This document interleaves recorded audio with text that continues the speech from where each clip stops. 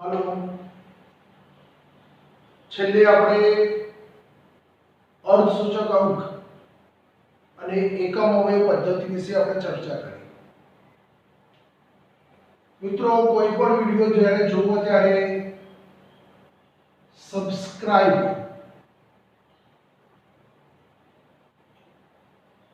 કરવાનું ભૂલતા નહીં। આ સબસ્ક્રાઇબ કરવાથી કેએનસર સ્કૂલનું નામ થોડું વધી જશે એટલા માટે આપણે તમને ખાસ કહીએ છીએ અને લાઈક કરવાની જેથી તમને ખબર પડશે કે કેટલા જોયા કેટલા વિડિયો જોયા એ।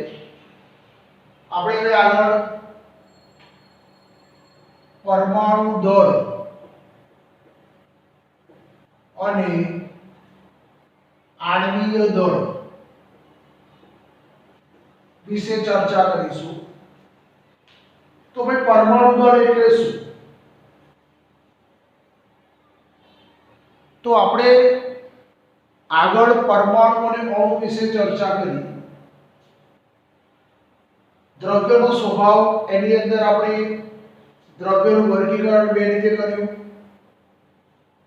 મિશ્રણ અને સંયોજન, મિશ્રણમાં સમાંગ મિશ્રણ વિષમાંગ મિશ્રણ, પેલાની અંદર તત્વ અને સંયોજન અને એની અંદર પાછા પરમાણુ અણુ વિશે આપણે ચર્ચા કરી હતી। હવે મિત્રો આપણે પરમાણુ અને અણુના દળ વિશે ચર્ચા કરવાની છે।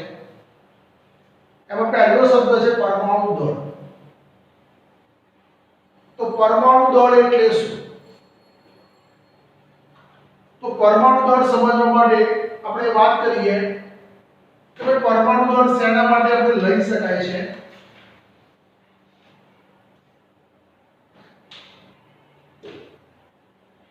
તો પરમાણુ દળ અથવા પરમાણ્વીય દળ, પરમાણુ દળ અથવા પરમાણ્વીય દળ ખૂબ જ ઓછું હોય છે। તો કેમ? તો આપણે જાણીએ છીએ એ પ્રમાણે કે દરેકે દરેક પરમાણુ ખૂબ જ નાના હોય છે। દરેક પરમાણુ ખૂબ જ નાના હોય છે। તો જો મિત્રો પરમાણુ નાના હોય, જો પરમાણુ નાના હોય તો બે અથવા બે કરતા વધારે પરમાણુ ભેગા થાય તો શું બનાવે? અણુ બનાવે। પરમાણુ નાના થાય તો એના અણુ પણ કેવા થશે? નાના થશે। એટલે કે જો પરમાણુ નાના થાય તો તેના દળ પણ કેવા થાય? ખૂબ જ નાના થાય। દાખલા તરીકે આપણે હાઇડ્રોજન પરમાણુની વાત કરીએ। હાઇડ્રોજન પરમાણુ તો આવર્ત કોષ્ટકની અંદર તમને ખબર હશે ભાઈ આવર્ત કોષ્ટકની અંદર સૌથી પહેલામાં પહેલું તત્વ હોય તો કયો છે? હાઇડ્રોજન પરમાણુ H, જે આપણે S વિભાગના તત્વો તરીકે ઓળખાય છે। મિત્રો બીજા પાઠની અંદર S, P, D અને F એવી ચાર કક્ષકો વિશે ચર્ચા કરીશું। અત્યારે આપણે એની કોઈ જરૂર છે નહીં। તો હાઇડ્રોજન પરમાણુ જેનો પરમાણુ ક્રમાંક 1 થાય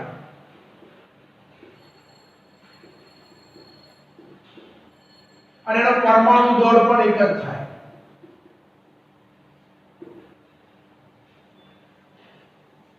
પરમાણુ ક્રમાંક એટલે કોઈ પણ પરમાણુમાં રહેલા ઇલેક્ટ્રોનની સંખ્યા। દાખલા તરીકે ઓળખો કે હાઇડ્રોજન તો 1s1 આ 1 શું છે? એની અંદર રહેલું ઇલેક્ટ્રોન। હાઇડ્રોજન પરમાણુની બાહ્યતમ કક્ષામાં એક ઇલેક્ટ્રોન આવેલો હોય છે માટે એનો પરમાણુ ક્રમાંક 1 થાય। જો 2 ઇલેક્ટ્રોન હોય તો હિલિયમ થાય, 10 ઇલેક્ટ્રોન હોય તો નિયોન થાય।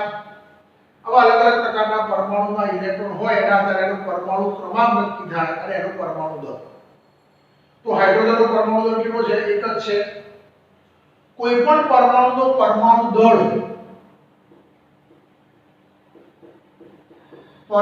દળ એ સ્પેક્ટ્રો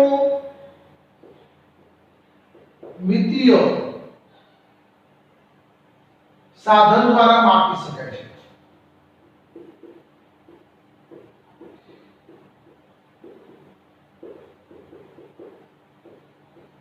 સ્પેક્ટ્રોમીટર અથવા સ્પેક્ટ્રોમીટર જે સ્પેક્ટ્રોમીટર નામના સાધન વાળા કોઈપણ પરમાણુનું પરમાણુ દળ તમે સરળતાથી માપી શકાતો હોય છે। મિત્રો આ બધા પ્રકારના જે સાધનો જે હોય છે એ મોટી મોટી કંપનીની અંદર આવેલા હોય છે। ઘણી બધી જે દવાની કંપની હોય એની અંદર આવા પ્રકારના સારા સારા એવા સાધનો આવેલા હોય છે। આપણે એની ચર્ચા કોઈ કરવા નથી, ખાલી સમજૂતી આપું છું। તો સ્પેક્ટ્રોમીટર એટલે સ્પેક્ટ્રોમીટર નામના સાધન વડે કોઈપણ પરમાણુનો પરમાણુ દળ માપી શકાય છે। કોઈપણ પરમાણુનો પરમાણુ દળ એ બીજા પરમાણુની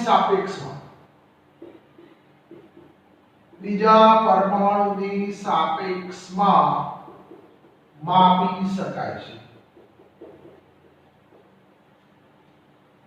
દાખલા તરીકે હું તમને એક વાત કરું કે ભાઈ આપણે 11 ની વાત કરીએ છીએ, મેથ્સની વાત કરીએ છીએ કે એ મેથ્સના ગ્રુપમાં ધારો કે 45 વિદ્યાર્થીઓ છે।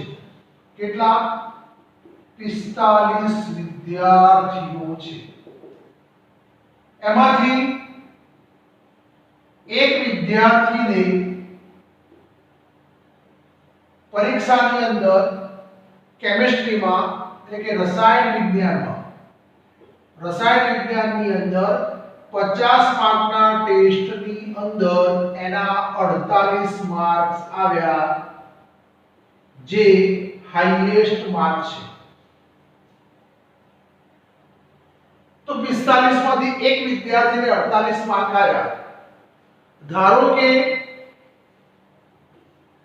બીજા 3 વિદ્યાર્થીઓને 46 માર્ક્સ આવ્યા, તો આ બંનેમાંથી કોના વધારે માર્ક કહેવાય? 48। તો 48 ને આપણે શું કહીએ છીએ? પ્રમાણિત કરીએ છીએ। ભાઈ x વિદ્યાર્થીની કમ્પેરિઝનમાં y વિદ્યાર્થીને 2 માર્ક ઓછા આવ્યા।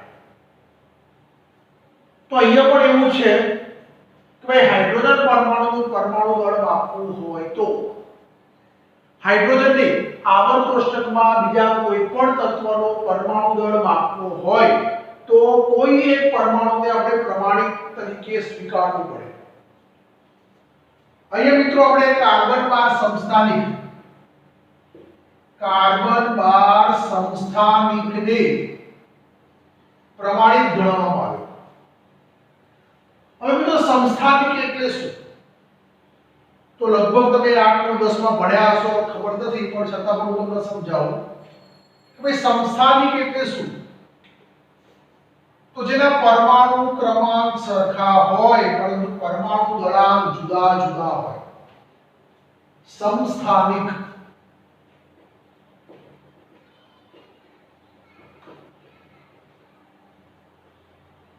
તો સમસ્થાનિક એટલે શું? તો આપણે એને કહીએ જેના પરમાણુ ક્રમાંક સરખા હોય પરંતુ પરમાણુ દળાંક જુદા જુદા હોય તો તેને સમસ્થાનિક કહીએ છીએ। મિત્રો આપણે એનું ઉદાહરણ જરા સમજીએ। હમણાં તમને 2 દિવસ પહેલા વીએન પટેલ સાહેબે બેઝિક કોન્સેપ્ટની ચર્ચા કરેલી। એમાં એક બાજુ પરમાણુ ક્રમાંક હતો અને એક બાજુ પરમાણુ દળાંક હતો। તો આપણે એના દ્વારા સમજીએ। દાખલા તરીકે જોઈએ કે કાર્બનના અહીંયા 3 સમસ્થાનિક છે। ભાઈ 6 કાર્બન 12, 6 કાર્બન 13 અને 6 કાર્બન 14। તો જે નીચે જે આ 6 જે છે એ પરમાણુ ક્રમાંક કહેવાય, જેને આપણે Z લઈએ છીએ। ઉપર જે મિત્રો છે એને પરમાણુ દળાંક કહેવાય। દળાંક અથવા ભારાંક, જેના માટે સિમ્બોલ આપણે a લઈએ, આના માટે સિમ્બોલ z લઈએ. તો મિત્રો સૂત્ર મૂકીએ. કઈ રીતે સૂત્ર થશે, શું થશે, કેવી રીતે ખબર પડશે આના વિશે, તો આપણે જરા સમજી લઈએ કે ભાઈ 6 કાર્બન 12 એમાં z ની વાત કરીએ તો એ લખી દઈએ z બરાબર કેટલા થશે, 6 થશે. જેટલા પરમાણુ ક્રમાંક હોય એટલા જ પ્રોટોન હોય, એટલા જ ઇલેક્ટ્રોન હોય અને ન્યુટ્રોન બરાબર શોધો. તો મિત્રો આપણે સૂત્ર છે કે A બરાબર P + N. A બરાબર દળાંક જે છે એ તમારું 12 થશે. P બરાબર મિત્રો શું થશે, 6 + N, તો N બરાબર કેટલા થશે, 6. બીજું લઈ લઈએ 6 કાર્બન 13. तो ये Z बराबर 6, P बराबर 6, इलेक्ट्रॉन बराबर 6 પણ N बराबर કેટલા થશે, 7. અને 6 કાર્બન 14, 6 6 6 અને 8. તો મિત્રો અહીંયા જેના પરમાણુ ક્રમાંક સરખા હોય પરંતુ પરમાણુ દળાંક કૌંસમાં લખીએ છીએ ન્યુટ્રોન જુદા જુદા હોય તો તેને શું કહેવાય, સમસ્થાનિક. તો મિત્રો જો એ કાર્બનના 3 સમસ્થાનિક થયા.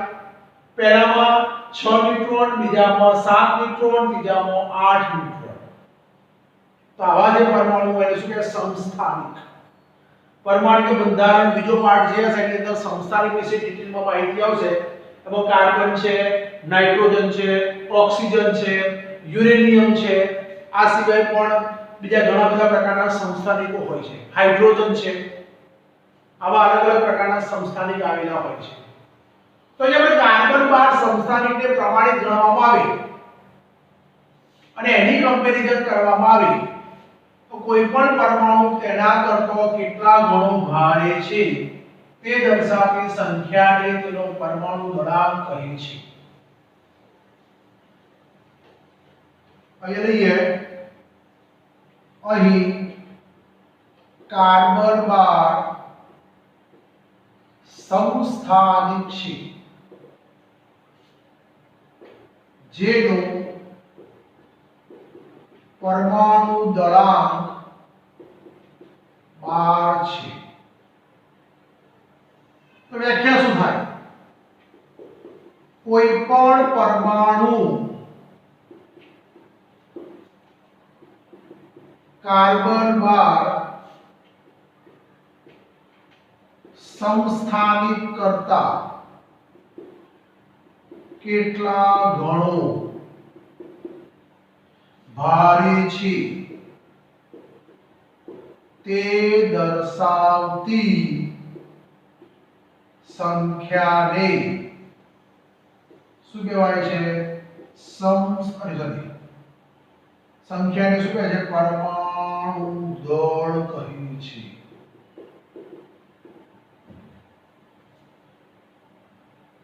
જેનો પરમાણુ અહીં કાર્બન 12 સમસ્થાનિક છે, કોઈ પણ પરમાણુ કાર્બન 12 સમસ્થાનિક કરતા કેટલા ગણો ભારે છે તે દર્શાવતી સંખ્યાને શું કહેવાય છે, પરમાણુ દળ.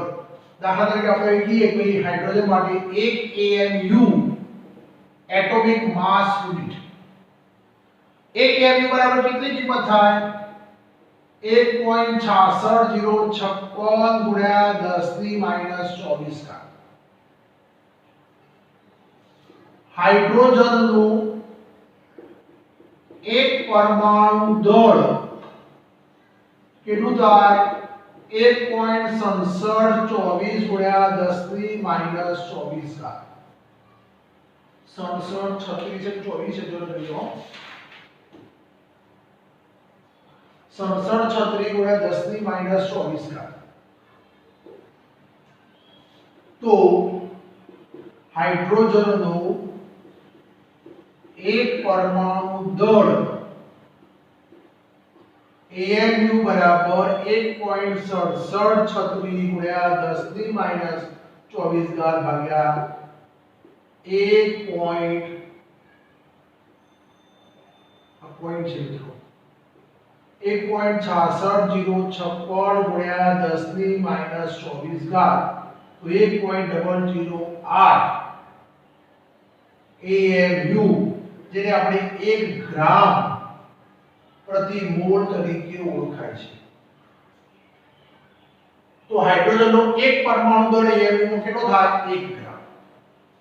આપણે એપ્રોક્સિમેટ એક લઈએ છીએ પણ એક્ઝેક્ટ કેટલો થાય છે 1.008 અડસઠ એપ્રોક્સિમેટ ને શું કહે છે આપણે કેમિસ્ટ્રી ભાષામાં અડસઠ આપણે કેટલો લઈ શકાય છે 1 પણ ફિક્સ કેટલો છે 1.008 આ જ રીતે તમે ઓક્સિજન ની અંદર પણ કેટલો લઈ શકો છો 15.995 AMU એટલે આપણે એક્ઝેક્ટ કેટલો લઈએ છીએ 16.0 જે રીતે આપણે હાઇડ્રોજન ની અંદર આ રીતે શોધાય છે આપણે ઓક્સિજન ની અંદર પણ શોધી શકાય કાર્બન નાઇટ્રોજન દરેકનો તમે પરમાણુ દળ આ રીતે શોધી શકાય છે એટલે પરમાણુ દળ એટલે શું એની આ સમજો તો પહેલો શબ્દ હતો પરમાણુ દળ બીજો શબ્દ છે મિત્રો સરેરાશ પરમાણુ દળ સરેરાશ પરમાણુ દળ તો કુદરતની અંદર આપણને ઘણા બધા પરમાણુ એવા જે છે કે જે સમસ્થાનિક સ્વરૂપે મળી આવે છે બીજો શબ્દ છે સરેરાશ પરમાણુ દળ મેં વાત કરી એ પ્રમાણે કોઈ કુદરતની અંદર ઘણા બધા તત્વો જે એવા છે કે જે તમને સમસ્થાનિક સ્વરૂપે મળી આવે છે તો એવા જે સમસ્થાનિકોના જે દળ હોય એ દળનો સરેરાશ દળ આપણે લેવામાં આવે છે જેને આપણે સરેરાશ પરમાણુ દળ અથવા પરમાણુય દળ તરીકે ઓળખવામાં આવે છે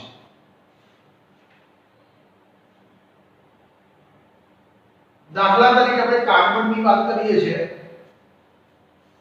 દાખલા તરીકે કાર્બન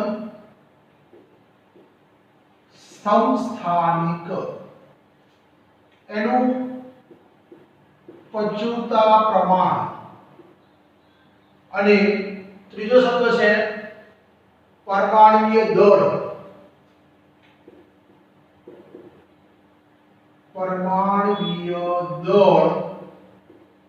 AMU માં અને છેલ્લે કાર્બનનું ટકાવાર પ્રમાણ આ કોઠો આપણે યાદ રાખવાનું મિત્રો દરેકની કિંમત અલગ અલગ પ્રકારની હોય છે જે આપણે ભૂલવી પડશે કાર્બનના ત્રણ સમસ્થાનિકો કાર્બન 12 કાર્બન 13 કાર્બન 14 પ્રચુરતાનું પ્રમાણ કાર્બનમાં કાર્બન 12 સમસ્થાનિકનું પ્રમાણ 98.892 છે 98.892 છે કાર્બન 13 નું પ્રમાણ 1.108 છે અને આનું પ્રમાણ 2 ગુણ્યા 10 ની માઈનસ 10 તો મિત્રો ત્રણેયની અંદર સૌથી વધારે પૃથ્વીના પેટાળમાં સૌથી વધારે પ્રમાણમાં શું મળી આવે છે તો કાર્બન 12 એના કરતા ઓછો કયો છે કાર્બન 13 સૌથી ઓછો કયો છે કાર્બન 14 આ દરેકનું આપણે AMU ની અંદર જોઈએ તો પહેલામાં 12 છે માટે આપણે 12 AMU બીજાની અંદર 13.00335 અને ત્રીજાની અંદર 14.00317 એનું પરમાણુય દળ છે કાર્બન 12 નું 12 છે ઉપર જેટલા હોય એટલા એપ્રોક્સિમેટ લખાવો તો 13 લખાય આનો એપ્રોક્સિમેટ 14 લખાય પણ પરફેક્ટ આટલી કિંમત છે હવે આ વસ્તુની અંદર આગળ આપણે વાત કરીએ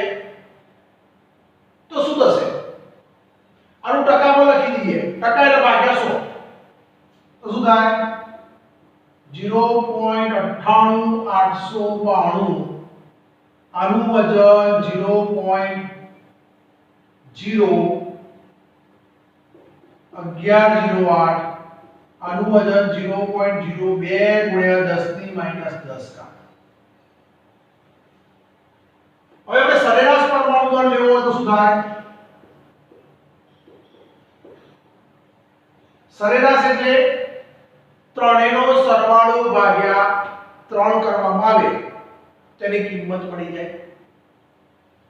તો મિત્રો ત્રણેય ત્રણનો આપણે શું કરીએ? સરવાળો કરીએ અને પછી આપણે શું કરીએ? આનો a ની કિંમત લઈએ, આનો આની જોડે ગુણાકાર, આનો આની જોડે ગુણાકાર, આનો આની જોડે ગુણાકાર અને ભાગ્યાની કિંમત મૂકો તો ભાગ્યા 100 પર જવાબ મળી જાય.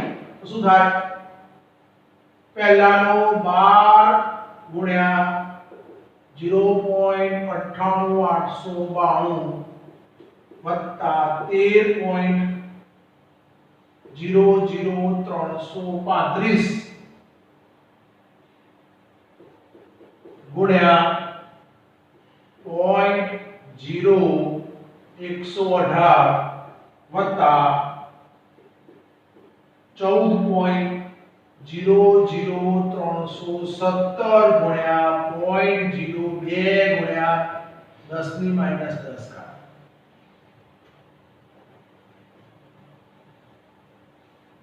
તો આ ત્રણેયનો સરવાળો કેટલો થશે? 12.011 યુનિટ અથવા તો AL. એટલે ત્રણેયનો સરવાળો ભાગ્યા તમે કિંમત કરો તો શું મળે? તમને 3 મળી જાય. એટલે સરેરાશ પરમાણુય દળ તરીકે ઓળખવામાં આવે છે. તો સરેરાશ પરમાણુ દળ એટલે શું? તો કુદરતમાં ઘણા બધા પ્રકારના તત્વો સમસ્થાનિક સ્વરૂપે મળી આવે છે. આ સમસ્થાનિકનો જો તમે સરવાળો કરવામાં આવે અને સરેરાશ લેવામાં આવે તો એનું જે દળ મળે એને શું કહેવાય છે? સરેરાશ પરમાણુય દળ તરીકે ઓળખવામાં આવે છે. ત્રીજો શબ્દ છે મિત્રો આણ્વીય દળ, જે તમે આગળ ભણી ચૂક્યા છો.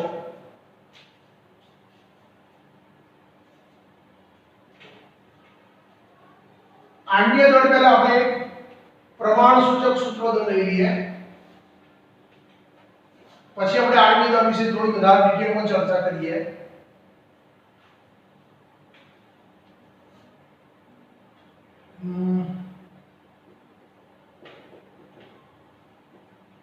પ્રમાણ સૂચક સૂત્ર દળ.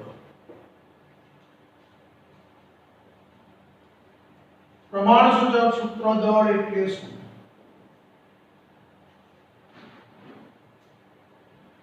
તો કેટલાક પદાર્થો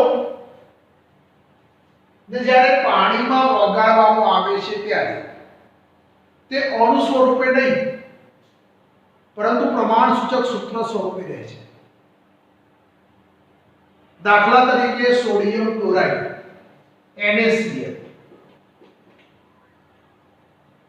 NaCl ની રચના આપણને ખબર છે, આ રીતની છે. અહીં આપણે ચોરસ લઈ લઈએ છીએ આ રીતે અને એની ત્રિપરિમાણીય રચના હોય છે.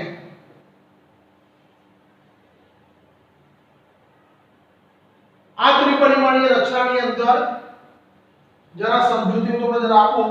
ચોપડીમાં તમને આપેલી છે પણ જરા અહીં આપણે અલગ રીતે દર્શાવીશું.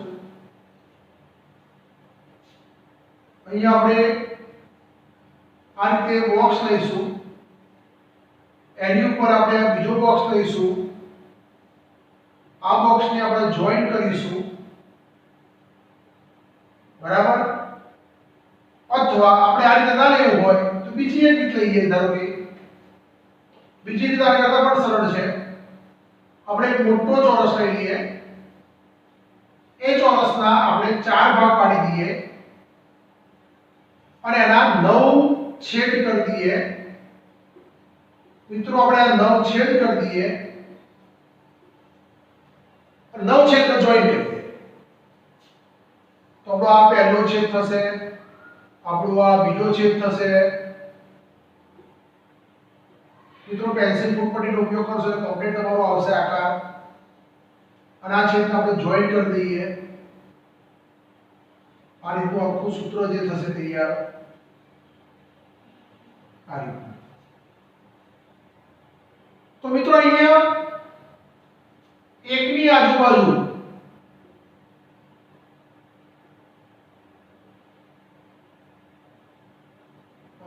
અહીંયા ચલો લઈ લો.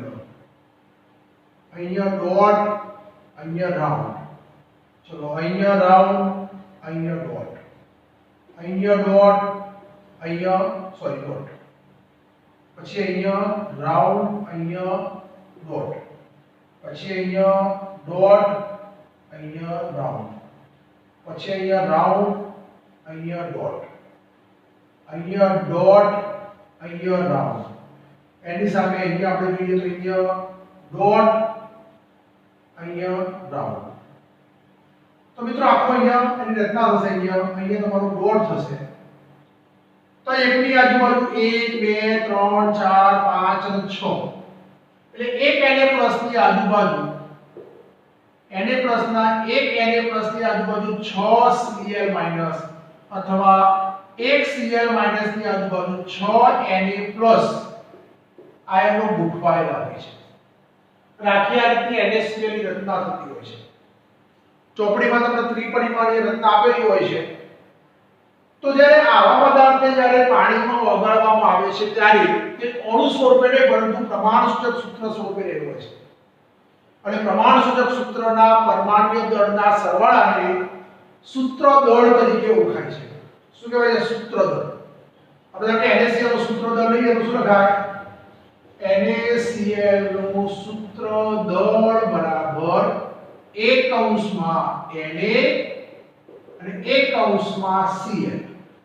આપણે NaCl ની સંખ્યાની વાત કરીએ તો Na નો એક પરમાણુ, Cl નો એક પરમાણુ.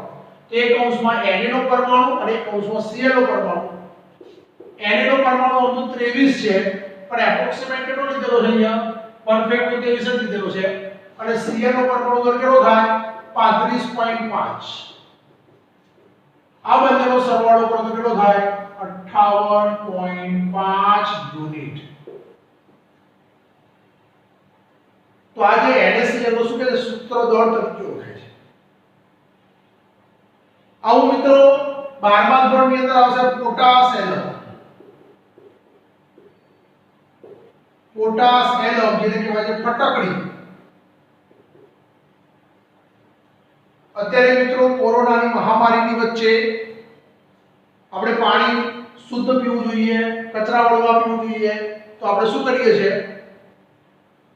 પાણીની અંદર ફટકડી નાખી દઈએ એટલે કચરો નીચે બેસી જાય, એનું ગાળી લો, ગરમ કરો તો તમારું શુદ્ધ પાણી થઈ જાય. તો ફટકડી એના માટે વપરાતી હોય છે. પોટાશ એલમ. તેનું સૂત્ર શું થાય મિત્રો? તેનું સૂત્ર આવું છે કે 2SO4 Al2SO4 thrice 24H2O. તો મિત્રો આ અણુ સૂત્ર છે. તેનો આણ્વિક દળ થાય 948 ગ્રામ પ્રતિ મોલ. અણુ સૂત્ર હોય તો આણ્વિક દળ મળે, પણ પ્રમાણસૂચક સૂત્ર હોય તો શું મળે? સૂત્ર દળ. આનો અડધો કરી દેવાનો તો શું થાય?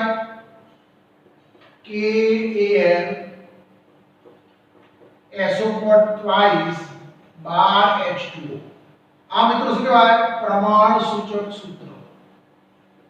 પ્રમાણસૂચક સૂત્ર. આ અણુ સૂત્ર છે એટલે આનો આણ્વિક દળ મળે. પ્રમાણસૂચક સૂત્ર એટલે ભાગ્યા 2 કરે. તેનો કેટલો થાય? આનો અડધો 474. એટલે આ પદાર્થને જ્યારે તમે પાણીમાં ઓગાળો છો ત્યારે આણ્વીય સ્વરૂપે નહીં પરંતુ પ્રમાણસૂચક સૂત્ર સ્વરૂપે મળે છે. માટે એને આપણે શું કહે છે? સૂત્ર દળ તરીકે ઓળખાય છે. મિત્રો બધા જ પદાર્થો આવા નથી હોતા. દાખલા તરીકે હું H2SO4 એને પાણીમાં ઓગાળું તો સંપૂર્ણપણે પાણીમાં દ્રાવ્ય થશે. એનું અણુ સૂત્ર અને પ્રમાણસૂચક સૂત્ર બંને કેવા થશે? સરખા. પણ જ્યારે આવા પદાર્થો હોય અને એને તમે પાણીમાં ઓગાળો છો ત્યારે એનું અણુ સૂત્ર અને પ્રમાણસૂચક સૂત્ર બંને કેવા હોય છે? જુદા જુદા. માટે આવા જે પદાર્થો હોય એને શું કહેવાય છે? પ્રમાણસૂચક. એટલે કે સૂત્રદળ તરીકે આપણે ઓળખવામાં આવે છે. તો આ સૂત્રદળ એટલે શું એની ચર્ચા કરી. હવે છેલ્લો શબ્દ લઈ લઈએ આપણે આણ્વીય દળ. તો આણ્વીય દળ એટલે શું? મિત્રો આ ખાલી શબ્દો સમજવાના છે. એની વ્યાખ્યા અને એના શબ્દો તમને આવડવા જોઈએ. ચોપડીમાં બધી જ વ્યાખ્યાઓ સરળ રીતે આપેલી છે.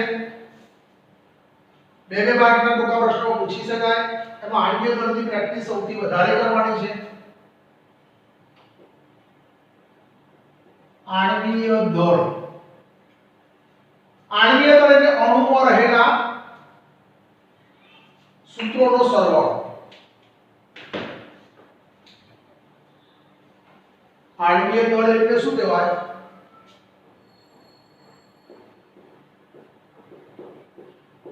અણુમાં રહેલા પરમાણુના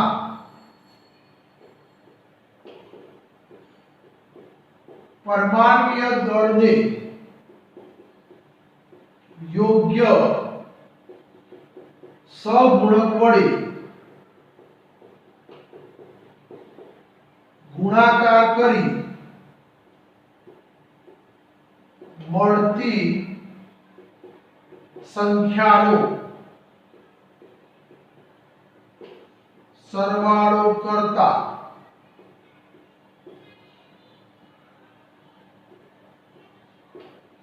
મળતા પદાર્થને આણ્વીય દળ કહે છે. મિત્રો વ્યાખ્યામાં ખબર પડશે નહીં, પણ આપણે દરેકના પરમાણુ દળ એટલે લખી રાખવાના, યાદ રાખવાના. હાઇડ્રોજનનો 1, કાર્બનનો 12, નાઇટ્રોજનનો 14, ઓક્સિજનનો 16, સલ્ફરનો 32, ફોસ્ફરસનો 31, ક્લોરીનનો 35.5. આ મિત્રો વચ્ચે પોઈન્ટ આપેલા છે એટલે ભૂલ ના થાય. ત્યાર પછી પોટેશિયમનો 39. તો મિત્રો આ દરેકના પરમાણુ દળ આપણે યાદ રાખવાના રહેશે. તમે 10મા ધોરણની અંદર મોલારિટી જેવો શબ્દ ભણ્યા. આ મોલારિટીમાં દરેકે દરેકના આણ્વીય દળ આવતા હતા, એ આપણે યાદ રાખવાના. Na નો 23. તમે દાખલા ગણશો તો ઓટોમેટિક તમને એના આણ્વીય દળ યાદ રહી જશે. તો આપણે દાખલા તરીકે લઈએ NaOH. તેનો આણ્વીય દળ શું થાય? તો એ મિત્રો દરેકે દરેક NaOH માં કેટલા પહેલા તો પરમાણુ છે, એ પરમાણુ તમને ઓળખતા આવવા જોઈએ. એની સંખ્યા કેટલી છે તો જ આપણને જવાબ એનો આવડે. તો NaOH ની વાત કરીએ તો અહીંયા તમે જુઓ Na ની સંખ્યા કેટલી છે? 1. O ની સંખ્યા કેટલી છે? 1. H ની સંખ્યા કેટલી છે? 1. હવે આપણે આમાંથી Na નું જોઈએ તો Na ની કેટલી દેખાય છે?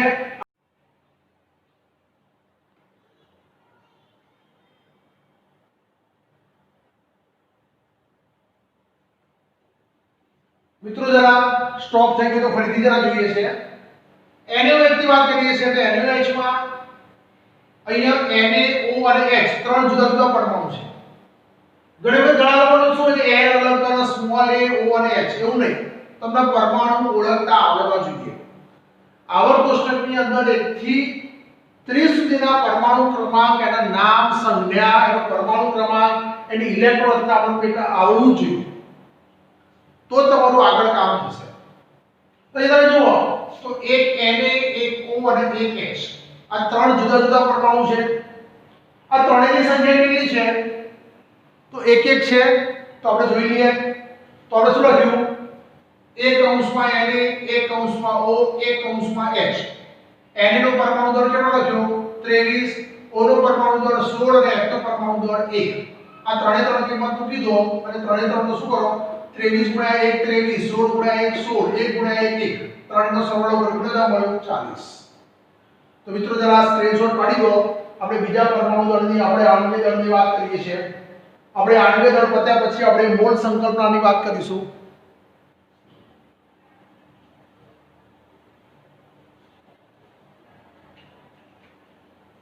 હવે આપણે આવર્ત કોષ્ટકની પર તમને ચોપડીમાં જેટલા પણ પ્રશ્નો જેટલા પણ સૂત્રો આપેલા હોય એ દરેકે દરેકના તમે આણ્વીય દળ સરળતાથી ગણી શકાય.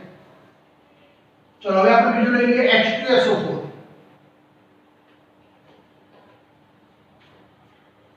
બીજું લઈ લઈએ H2SO4. મિત્રોનું જોડે જોડે નામ પણ આવડવું જોઈએ. સલ્ફ્યુરિક એસિડ નામ છે. શું કહેવાય? Sulphuric acid. એની અંદર શું કહેવાય? Sodium hydroxide. તમને ખબર છે દરેકનું નામ. અહીં દરેકની સંખ્યા જોઈએ. 2 કૌંસમાં H, સલ્ફરની સંખ્યા 1 જ, O ની સંખ્યા 4. તો 2 કૌંસમાં 1, એક S ની કિંમત 32 અને O ની કિંમત 16. તો 2 + 32 + 64 કેટલું જવાબ મળે? 98 યુનિટ. તો સલ્ફ્યુરિક એસિડ નો આણ્વીય દળ કેટલો મળે? 98. ત્રીજું સૂત્ર લઈ લઈએ HNO3, જેને કહેવાય નાઇટ્રિક એસિડ.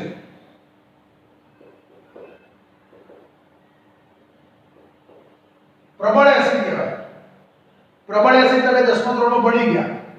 જે પદાર્થને પાણીમાં નાખવાથી સંપૂર્ણપણે આયનીકરણ થાય એવા એસિડને પ્રબળ એસિડ. સલ્ફ્યુરિક એસિડ પ્રબળ એસિડ કહેવાય, HNO3 પ્રબળ એસિડ કહેવાય, HCl પ્રબળ એસિડ કહેવાય. તો આપણે જોઈએ H ની સંખ્યા 1, N ની સંખ્યા 1 અને O ની સંખ્યા 3. ચલો 1 કૌંસમાં 1. ચલો નાઇટ્રોજનનો પરમાણુ લઈએ કેટલો આપેલો છે? 14. મિત્રો મેં 14 લખ્યા છે પણ કોઈ જગ્યાએ ચોપડીમાં 14 પોઈન્ટ સમથિંગ આપેલા હોય તો જે આપેલા હોય લેવા. O ની સંખ્યા, O નો પરમાણુ ભાર કેટલો આપેલો છે? અહીંયા ઉપર 16. તો 1 + 14 + 48 તો જવાબ કેટલો થાય? 63 યુનિટ. તો મિત્રો આવા ઘણા બધા પ્રકારના સૂત્રો હોય છે. એ સૂત્ર તમે મૂકી દો અને એના પરમાણ્વીય દળ ઉપરથી એનો આણ્વીય દળ શોધી શકાય છે. એટલે આણ્વીય દળ વિશેની માહિતી આ રીતે મળી જાય. હવે આપણે બીજા કેટલાક સૂત્રો જોઈએ છીએ. તમને આખી ચોપડીમાં જેટલા પણ સૂત્રો આપેલા હોય દરેકનો તમે અણુભાર ગણી શકો છો. હવે આપણે આગળ જોઈએ નંબર 4 HCl. એ પણ પ્રબળ એસિડ છે. Hydrochloric acid.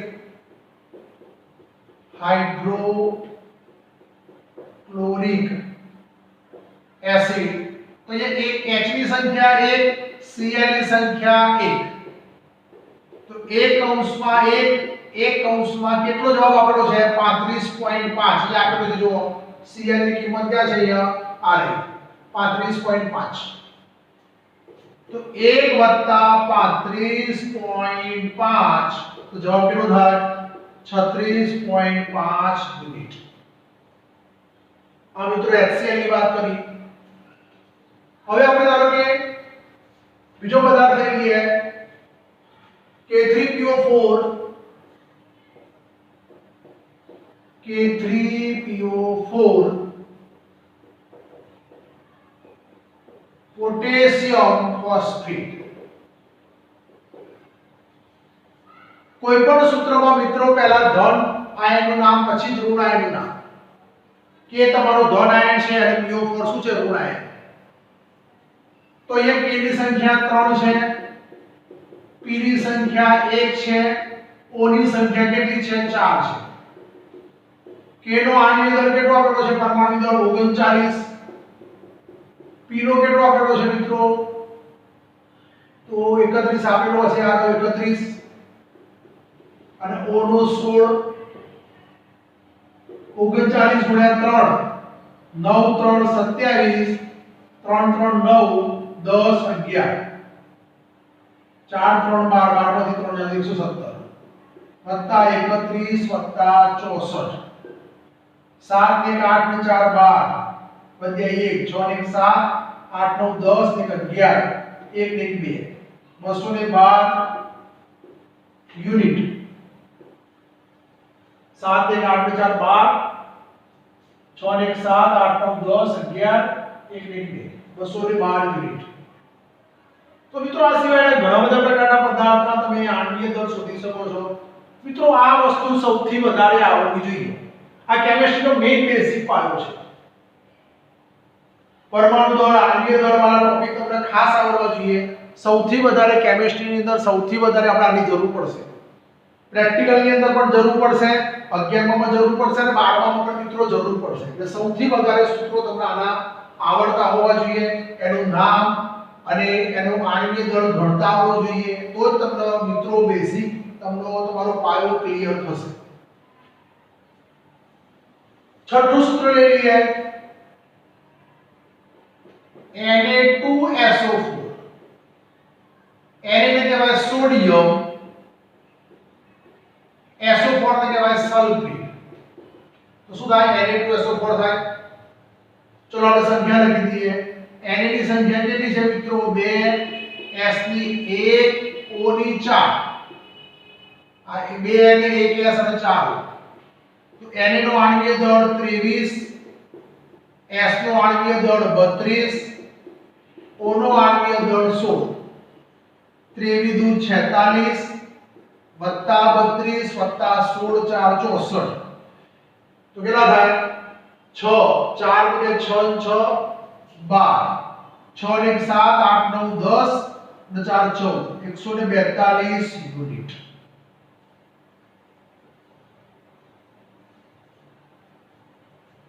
चलो सातवां सूत्र ले लीजिए, ग्लूकोज। આપણે આગળ મૂળ સંકલ્પના વાળો ટોપિક જોશો ત્યારે એની અંદર આ બધી વસ્તુ આવશે। ગ્લુકોઝ તેનું અણુસૂત્ર શું થાય? C6H12O6। ગ્લુકોઝ ફ્રુક્ટોઝ બધાના સૂત્ર એક સરખા છે। તમે જોઈએ છે કાર્બનની સંખ્યા કેટલી છે? 6,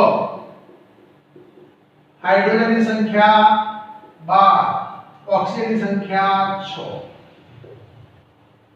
ચલો કાર્બનનો પરમાણુ દળ 12, હાઇડ્રોજનનો 1, ઓક્સિજનનો કેટલો આપેલો છે? 16। જોઈ લો મિત્રો, કાર્બનનો 12, હાઇડ્રોજનનો 1, સોરી 1 લખવાનું રહી ગયું, અને ઓક્સિજન કેટલો લખ્યો મેં? 16। તો 12 6 72 થશે, અહીંયા 12 થશે, અહીંયા 96 થશે। તો 96, તો 6 ને 8 ને 10 શુદ્ધ, 9 ને 10 11 7 18 180 યુનિટ અથવા ગ્રામ પ્રતિ મોલ એવું પણ લખી શકાય। તો આ તમારું સાતમું સૂત્ર થયું આણ્વીય દળ માટે। આઠમું સૂત્ર લઈ લઈએ મિત્રો, સુક્રોઝ, જેને મિત્રો આપણે ખાંડ સુગર તરીકે ઓળખાય છે। આઠમું સૂત્ર થશે તમારું સુક્રોઝ, એનું અણુસૂત્ર થશે C12H22O11। તો મિત્રો આની અંદર કેટલા પરમાણુ છે? તો 3, કાર્બન, હાઇડ્રોજન, ઓક્સિજન। કાર્બનની સંખ્યા કેટલી છે મિત્રો? 12, તો 12 કૌંસમાં C। H ની સંખ્યા કેટલી છે? 22, અને O ની સંખ્યા કેટલી છે? 11। હવે કાર્બનનો પરમાણુ દળ 12 થશે, હાઇડ્રોજનનો પરમાણુ દળ 1 થશે, ઓક્સિજનનો પરમાણુ દળ 16 થશે। 12 12 144 વત્તા 22 વત્તા 16 અને 16 10 160 176 થશે। તો 6 2 8 8 4 12 ભાગ્યું બગડો વધ્યા 1 7 1 8 9 10 4 14 વધ્યા 1 1 2 અને 3 342 યુનિટ। તો આજે તમે કોઈ પણ અણુનો આણ્વીય દળ આ રીતે સરળતાથી શોધી શકાય છે। તો આ પરમાણ્વીય દળ અને આણ્વીય દળની આપણે વાત કરીએ છીએ। બીજા બે ત્રણ સૂત્રો આપણે જરા જોઈ લઈએ છીએ।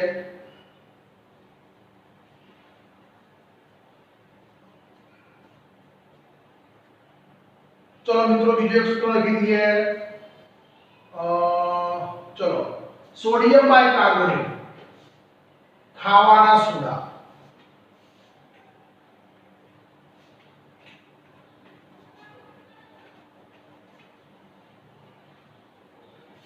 NaHCO3 सोडियम बाय કાર્બોનેટ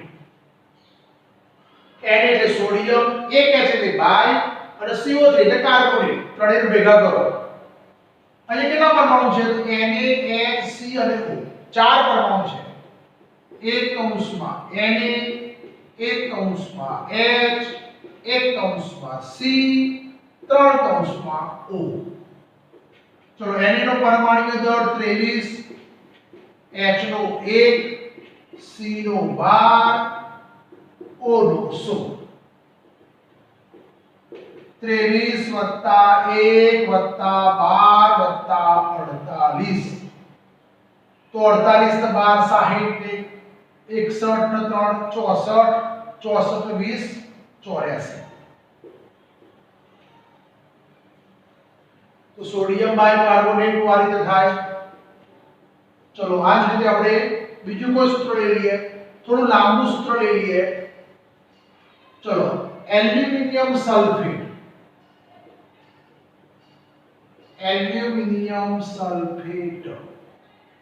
तो मित्रों આપણે સૂત્ર બનાવતા શીખીએ છો ચલો એલ્યુમિનિયમ ની સંખ્યા કેટલી થાય Al સલ્ફેટ કોણ કહેવાય તો યાદ રાખવાનું મિત્રો SO4 - 2 ને શું કહેવાય સલ્ફેટ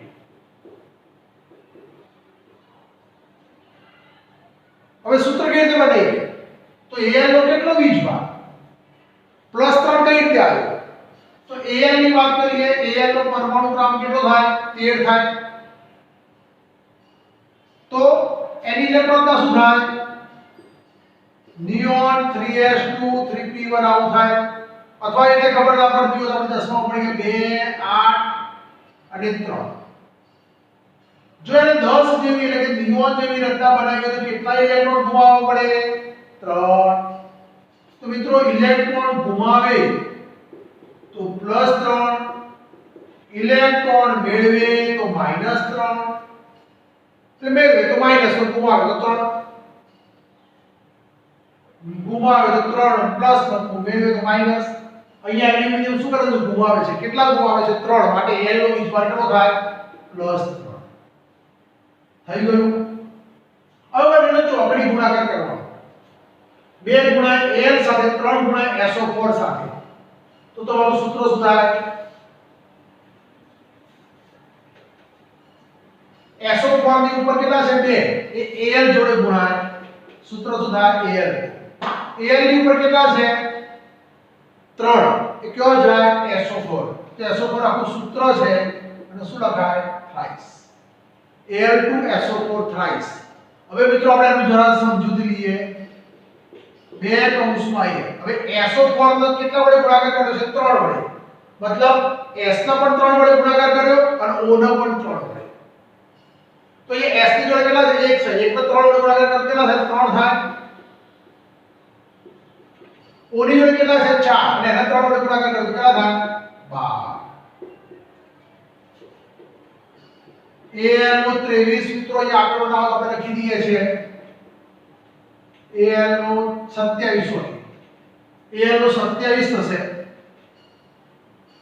S નો 32 થશે O નો તો 16 તમે જાણો છો 27 નું 54 થશે 32 3 96 થશે અને અહીંયા 16 10 160 અને 16 32 192 થશે 160 કરતા 32 192 ત્રણેયનો સરવાળો કરીએ 4 6 10 2 બારીઓ બગડો વધે 1 9 1 10 10 9 19 19 5 24 ચોગડો વધે 2 2 ને 3 કેટલા થશે 342 મિત્રો સરવાળો જરા જોઈ લેજો ભૂલ હોય તો જાતે સુધારો કરી લેવો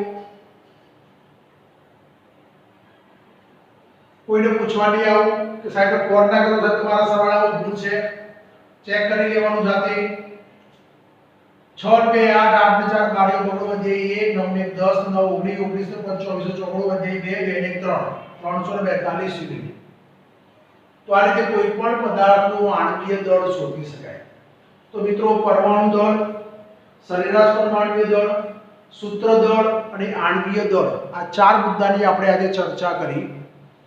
હવે આપણે મોલ સંકલ્પના વિશે ચર્ચા કરીશું. પણ પહેલા આટલું લખી કાઢો.